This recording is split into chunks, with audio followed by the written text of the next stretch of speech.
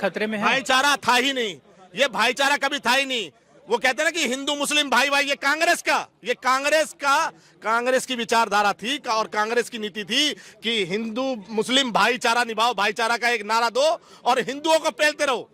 कहाँ गया कश्मीर में भाईचारा, कहाँ गया मुर्शिदाबाद में भाईचारा, कहाँ गया केरल में भाईचारा। बुरखा हटाओ, झारखंड गई ना। हाँ झारखंड गई। बुरखा हटाओ, रोहिंग्या और घुसपैठिया भगाओ वाली बात कर रहे हो। ये कहते हैं कि हमें भारत में डर लगता है। आप मुझे बताओ, चाइना में इनको बोला गया है कि मुसलमानों को नहीं मिलेगी शब्द अपनाने की जगह। यहाँ पे क्या आरएसएस है, यहाँ बीजेपी है।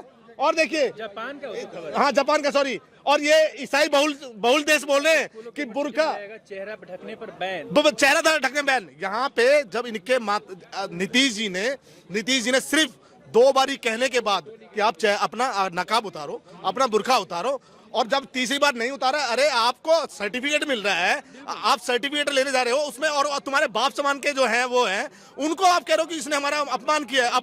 मुझे ताजुब होता है कि कहाँ मर गए वो नीलटे और भीमटे और सीमटे, कहाँ मर गए जो कहते हैं कि हम दलितों के मसीहा हैं, दलितों के नेता हैं। वो आज कहाँ चले गए, कहाँ चला गया रावण, कहाँ चला गया अखिलेश यादव, कहाँ चला गया वो आपका तेजस्वी यादव। ये नेता कहाँ चले गए जो दलितों के मसीहा बताते अपने आप को। मुसलमान है जिनसे आप माइनॉरिटी का हक छीन के, और जो एक्चुअल में माइनॉरिटीज हैं उनको हक देना चाहिए। ये तो जबरदस्ती के माइनॉरिटी बने हुए हैं।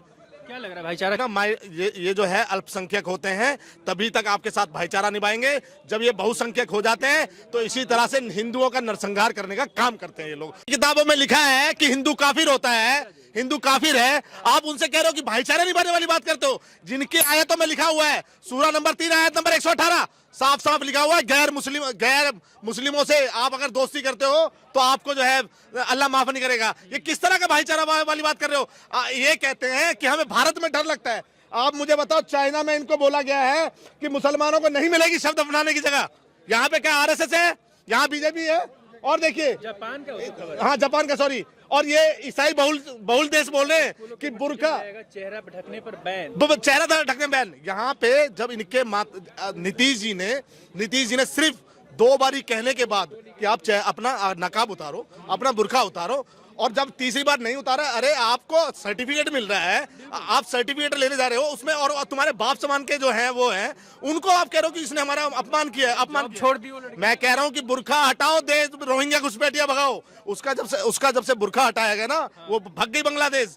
बुरखा हटाओ, झारखंड गई ना। हाँ झारखंड गई। बुरखा हटाओ, रोहिंग्या और घुसपैठिया भगाओ। क्योंकि इस बुरखे में कभी तो सलमा बैठी है, कभी सलमान भी बैठा हुआ है, और इसी चीज से चिढ़ है इनको। तो ये भाईचारे वाली मिसाल ना दे। अच्छा, मैं बात करता बांग्लादेश में हिंदुओं के साथ जो हो रहा है उसके ऊपर। दीपू चंद्र दास की आपने वीडियो देखी होगी, जिंदा जला दिया।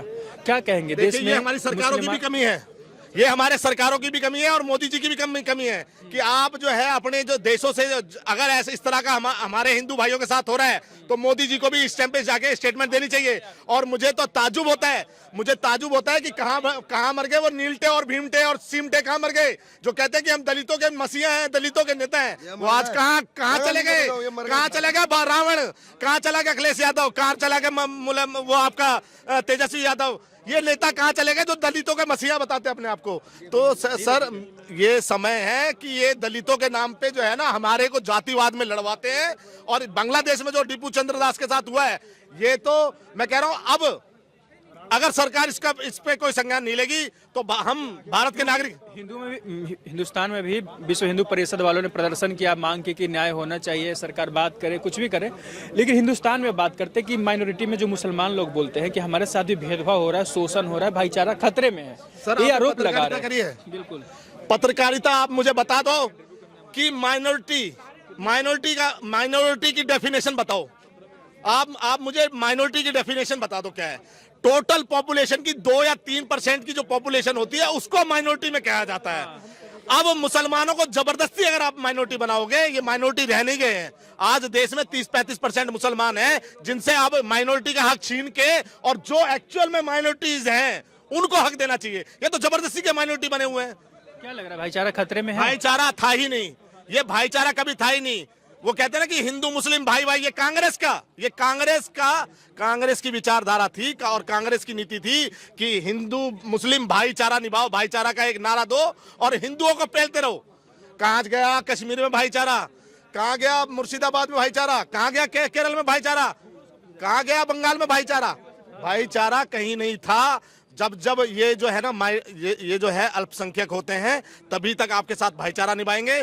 जब ये बहुसंख्यक हो जाते हैं तो इसी तरह से हिंदुओं का नरसंहार करने का काम करते हैं ये लोग, और इसका ये उदाहरण समय समय पे हिंदुओं को देते हैं। याद है वंदे मातरम भी नहीं गाते लोग और बात भाईचारे की कर रहे हैं। ये मैं कह तो रहा हूँ कि ये देश का खा रहे हैं। जिस देश ने इनको जो है हर चीज की दी है, हर चीज सुविधाएं दी है, आटा चावल दाल सब चीज, मगर वहीं विडंबना वाली बात देखिए कि इनको वंदे मातरम बोलने में शर्म आती है। तो जो इस देश का राष्ट्रगीत है, ये जय फिलिस्तीन बोलने में शर्माते नहीं है, जय हमास बोलने में नहीं शर्माते हैं, मगर जब ये भारत देश की भूमि पर वंदे मातरम की, भारत माता की जय और वंदे मातरम का बोले तो ये नहीं करते।